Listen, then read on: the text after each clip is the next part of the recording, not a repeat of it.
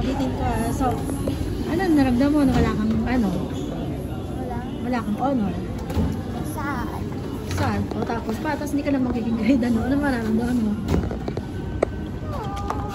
Ha? Ikaw, Dada? Siyempre disappointed. But, See? O tapos? Paano na yan? Doon ako sa naipapasok. Paano yun? Nalaman nila wala kang honor. Okay lang. Ha? Okay lang. At least hindi ako siyempre. Ano, wala kayong masasabi? Ikaw, ano masasabi? Hindi, ang sabi ko, basta next hard lesson learned, kaya pagbutihan niya next time. Lagi namang may next time, lagi may second chance. Kaya lang sayang, di ba? Ang ingay mo Next time kasi. you do your best. Ha?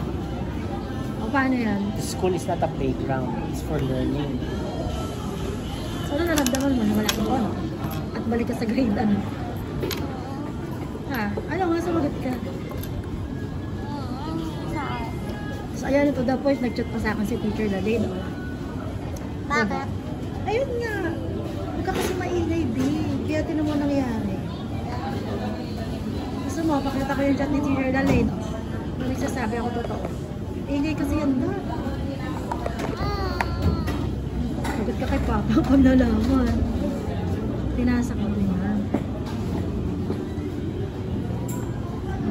Ay, ayaw.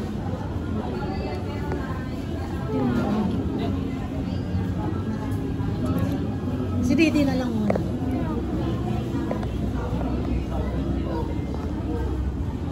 Award siya?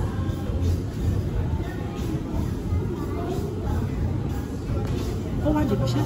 May honor si Bianca! Ay, naku. Yay! May honor pala si Bianca! Kala ko wala! May honor pala si Bianca! Oh, hardy ka, oh. Honor. Bukas meron niyang ano, B. Galing ko na. Galing talaga. Nakahabos sa 4th grade, Galing ko. Galing mo talaga.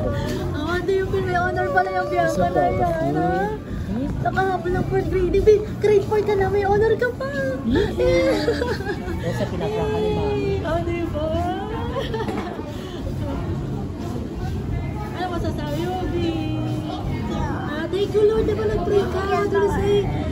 What do you say, B? Thank you, Lord. Bukas B, na practice uniform ka, mo? B. Naku, wala tayong budget.